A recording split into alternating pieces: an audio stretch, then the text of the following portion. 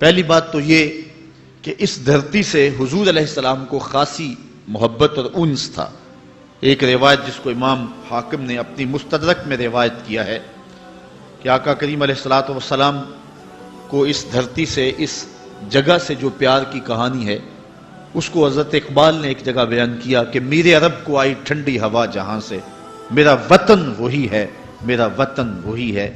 تو حضرت علی روایت کرتے ہیں اطیب ریح فی الارض الہند، سب سے مقدس خوشبو جو محسوس کی گئی وہ ہند کی خوشبو تھی، سب سے زیادہ طیب اور ستھری، اور یقیناً اس دھرتی سے ہی غزوہ ہند لڑا جائے گا، جس کی بشارت میرے اور آپ کے آقا و مولا حضور نبی رحمت صلی اللہ علیہ وسلم نے دی۔ کتب احادیث کے اندر کتاب الجہاد میں باب غزوۃ الہند موجود ہے، جس میں مختلف احادیث میں مختلف اصحاب سے مروی روایات موجود ہیں، اور ان میں اس غزوے کی بشارت دی ہے، بلکہ اس کو بہترین غزوہ قرار دیا گیا ہے۔ حضرت ابو ہریرہ رضی اللہ تعالیٰ عنہ فرماتے ہیں وعدنا رسول اللہ صلی اللہ علیہ وسلم غزوۃ الہند، حضور علیہ السلام نے ہم سے غزوہ ہند کا وعدہ فرمایا ہے۔ اور اب حضرت ابو ہریرہ کے اپنے لفظ سنیے، فَإِنْ أَدْرَكْتُهَا أُنْفِقُ فِيهَا نَفْسِي وَمَالِي، کہا اگر میں اس غزوے کو پالوں تو میں اپنا سارا مال اور جان قربان کر دوں، اور اگر وَإِنْ قُتِلْتُ كُنْتُ أَفْضَلَ الشُّهَدَاء، اور اگر میں شہید کر دیا جاؤں تو پھر میں افضل الشہداء کہتا ہوں۔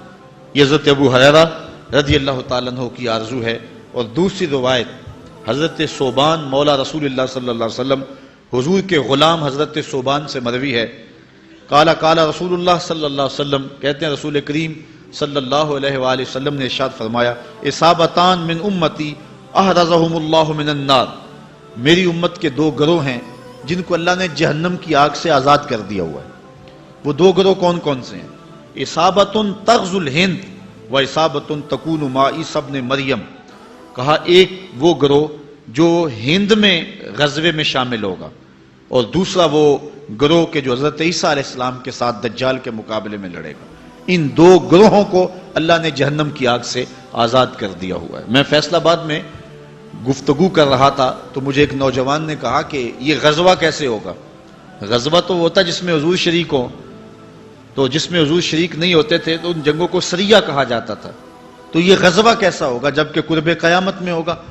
تو میں نے کہا یہ غزوہ اس معنی میں ہوگا کہ حضور علیہ السلام کی روحانی تائید اور آقا کریم علیہ السلام کی روحانی شرکت اس غزوے میں ہوگی، اور حضور خود قیادت فرمائیں گے۔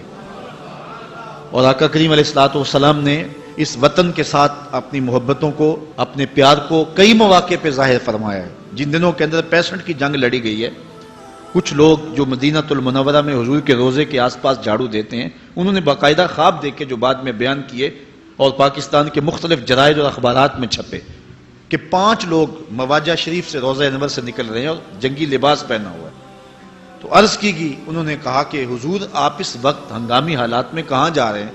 تو ارشاد فرمایا کہ پاکستان پر انڈیا نے حملہ کر دیا، میں مدد کے لیے جا رہا ہوں۔ اور پھر یہ بات پاکستان کی عسکری تاریخ کا عجوبہ ہے کہ صرف 30 سیکنڈ کے اندر، آدھے منٹ کے اندر 65 میں ہم نے انڈیا کے 3 جہاز گرائے تھے۔ صرف 30 سیکنڈ کے اندر 3 جہاز مار گرائے تھے۔